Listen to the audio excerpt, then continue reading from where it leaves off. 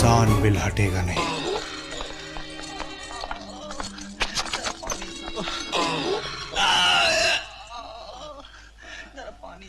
डूब मरो बेरहम, तुम अपने उन भाइयों का खून निकाल रहे हो जो पहले से मरे हुए हैं। ये तो चंद गुलामों का खून है जो मैंने निकाला है। मेरे मालिक अगर हुक्म दें तो हिंदुस्तान के 40 करोड़ लोगों का खून निकाल कर मैं इनके पैरों को भी धो सकता हूं। इस वक्त मैं जंजीरों में बंधा नहीं होता तो तुम्हें बताता कि जिस देश में तुम जैसे कीड़े पैदा होते हैं वहां हजारों माएं शेरों को भी जन्म देती हैं। कह दो अपने मालकों से मुझे 1 मिनट के लिए आजाद कर दें, फिर देखना जिन अंग्रेजों ने तुम्हारा जमीन खरीदा है वो तुम्हारी बोटियां किस भाव से खरीदते हैं। जब नहीं राजू, मैं ले लूंगा तुम सबकी, मेरा नाम मुकेश अंबानी। भाइयों बहनों, ये मुझे साफ नजर आ रहा है, हम सब ने जनता को लूट लिया है।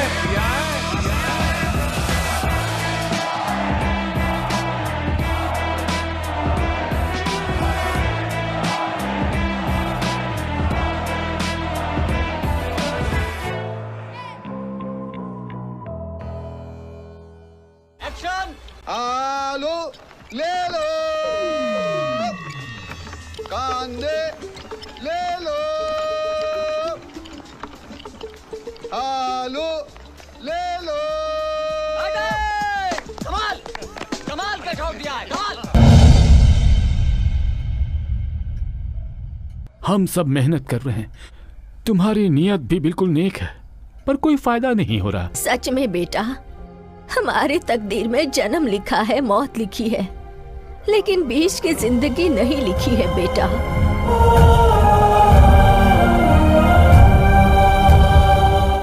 आपने हमारे लिए बहुत कुछ किया सर, लेकिन यहाँ का सिस्टम। इतना सब होने के बाद भी हम यहाँ रहेंगे क्या बॉस? अब हम यहीं रहना है। अगर हमारी जान चली गई तो? किसानों का भरोसा गया तो?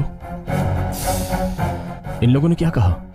जिंदगी और मौत के बीच जिंदगी नहीं लिखी है, वो हम लिखेंगे। मतलब भगवान बनोगे? इंसान बनना है, लोगों के दिलों को जीतना है। मैं जो कह रहा हूं गौर से सुनो।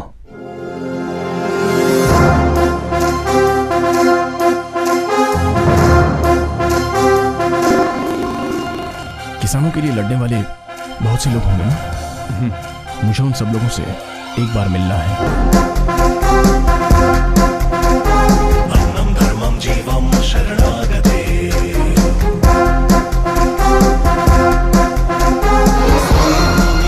स्वामी राजा तूरे, सबके दिल में रहता मसीहा तूरे।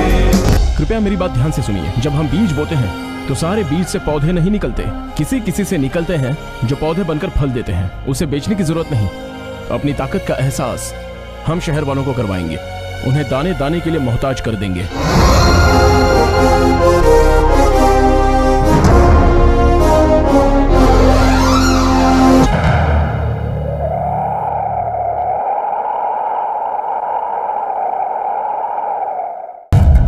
अचानक पूरे राज्यों में अनाज की कमी।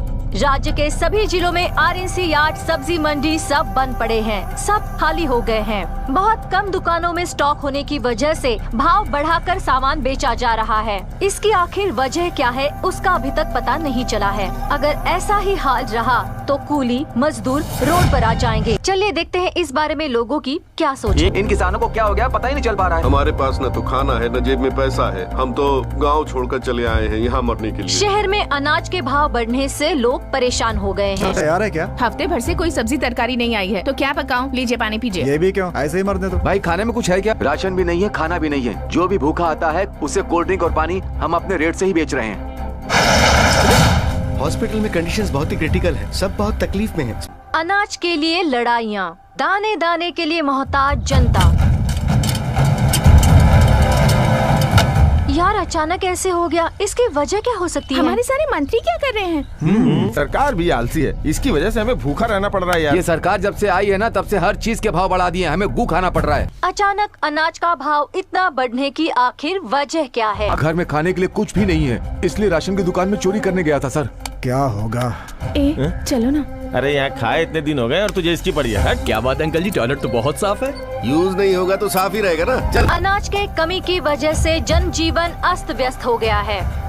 उनका मकसद क्या है? देखिए सीएम साहब, हमें अपने जिले में कोई फैक्ट्री नहीं चाहिए, फंड नहीं चाहिए, बस खाना चाहिए सबको। अगर खाना नहीं दोगे तो वो वोट नहीं देंगे। राजनेता की जगह एक किसान बन जाता तो एक टाइम का खाना तो मिलता ना। जनता को परेशान करके किसानों के साथ खड़ा रहने वाला वो व्यक्ति कौन है? किसानों को सपोर्ट करने का आखिर कारण क्या है? चलिए उन्हीं से पूछते हैं। सर नमस्ते। नमस्ते, सभी को नमस्ते। सबसे पहले तो मैं बच्चों से, बड़े लोगों से, औरतों से माफी मांगना चाहता हूँ। इनकी वजह से इतनी सारी मुसीबत आई है, जाकर कहीं डूब मर। सबको पता चल जाएगा। आप हाँ कहे तो मैं कॉल्स लेती हूँ। ले लीजिए। हेलो, शिवराज जी हैं, उनसे बात कीजिए। सर मेरा नाम दयानंद है। हाँ बोलिए दयानंद जी। सर क्या आपको ये सब सही लग रहा है? मुझे तो सही लग रहा है, आपको गलत लग रहा है। चलो बात करते हैं, बताइए आप क्या करते हैं? Event manager, engineer, photography, contractor, interior designer, real estate, architect, designer, teacher, dentist, businessman, lawyer. Good. इन सब के लिए क्या होना चाहिए? दिमाग, टैलेंट, एजुकेशन, फाइन। ये सब कैसे मिलता है? प्रैक्टिस, योगा, ध्यान, practice and hard work. Great. ये सब कहाँ से मिलता है? शक्ति, ताकत, स्ट्रेंथ, कौन सी स्ट्रेंथ? फिजिकली, मेंटली या फिर मॉरली? Physically, mentally both. और ये मिलती कहाँ से है? खाने से, खाने से। फूड, खाना, खाना। वो देता कौन है? किसान। किसान, किसान, किसान, फार्मर, ऑफ कोर्स फार्मर। अरे आप अभी तक मुझे साइंटिस्ट बनना है, डॉक्टर बनना है, इंजीनियर बनना है ऐसा कह रहे थे, लेकिन किसी एक ने भी कहा कि मैं किसान बनना चाहता हूँ? ओके छोड़ दो, एटलीस्ट एक दिन भी कभी किसानों के बारे में सोचा है तुम लोगों ने? या फिर किसानों को क्या तकलीफ है ये जानने की कोशिश की है? नहीं। एक बात समझ लो, जो खाना हमें मिलता है वो कंप्यूटर से या इंजीनियरिंग से नहीं मिलता है, बल्कि वो हमें मिलता है किसान की मेहनत से। आपके भले के लिए ही वो इतनी मेहनत करता है। वो अपना पूरा अनाज देश में बांट देता है, उसके लिए पैसे लेते हैं, मगर मौज करने के लिए नहीं, बल्कि अगले साल फिर से अनाज उगाकर आप लोगों को दे सके। इतना करने के बाद भी उसकी हालत आप लोगों को पता है? दरिद्रता, आत्महत्या है। अगर हमारे देश में ऐसा ही होता रहा तो आने वाले वक्त में एक निवाला खाने के लिए लोग आपस में लड़ने लगेंगे। क्षमा करना, ये किसी के विरोध में या द्वेष की लड़ाई नहीं है, सबसे हाथ जोड़कर यही कह रहा हूँ।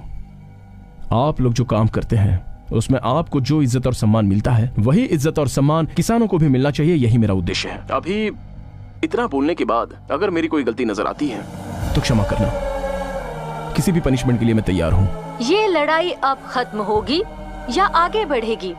सरकार इस समस्या पर क्या जवाब देगी? इंतजार कीजिए। नमस्कार। नमस्ते। ओके ब्रो, फिर मिलते हैं। चल बाय।